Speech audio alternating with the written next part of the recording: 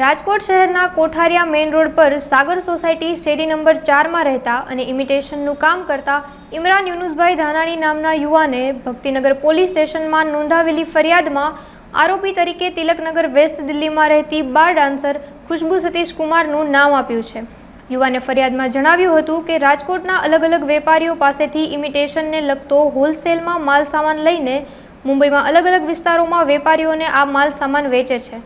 છેલ્લા 12 વર્ષથી તે મુંબઈમાં અલગ અલગ વિસ્તારમાં ઇમિટેશનને લગતો વેપાર ધંધા કરતા હોય ત્યારે 2 વર્ષ પૂર્વે મુંબઈ પનવેલમાં નાઇટ રાઇડમાં આરોહી નામની છોકરી સાથે પરિચય થયો હતો।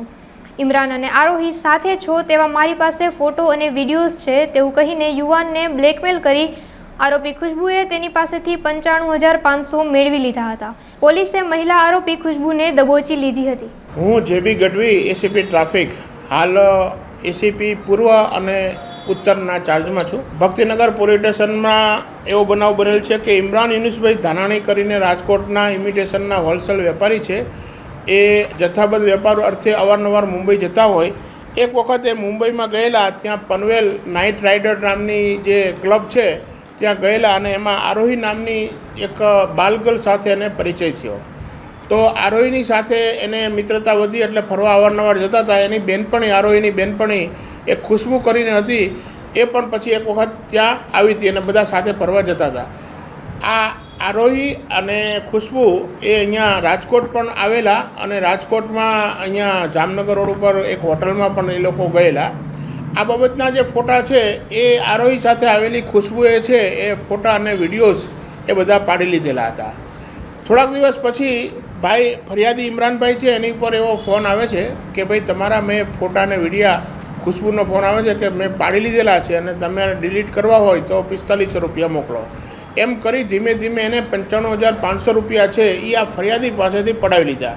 પછી છેલ્લે ફરિયાદી પાસે એને 5 લાખ રૂપિયાની માગણી કરી અને પછી ફરિયાદીને એમ થયું કે ના, આ તો ધીમે ધીમે આનો જે લોભ છે એ વધતો જાય છે।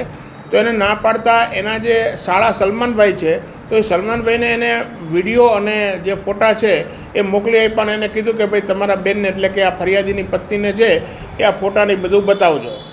તો આ રીતે એક્સટોર્શન જેને કહેવાય, બરાબર, એ રીતે કરી અને માનસિક ટોર્ચરિંગ કરી અને આવો ગુનો કર્યો હોય તો આ બાબતની ફરિયાદ છે ભક્તિનગર પોલીસ સ્ટેશનમાં નોંધવામાં આવી હતી અને ભક્તિનગરના પીઆઈ શ્રી સરવૈયા સાહેબ છે એને એની ટીમ છે એને મોકલી અને આને દિલ્હીથી આ આરોપી જે છે ખુશ્બુ એને દિલ્હીથી પકડી અને લઈ આવ્યા હતા અને એરેસ્ટ કરી છે।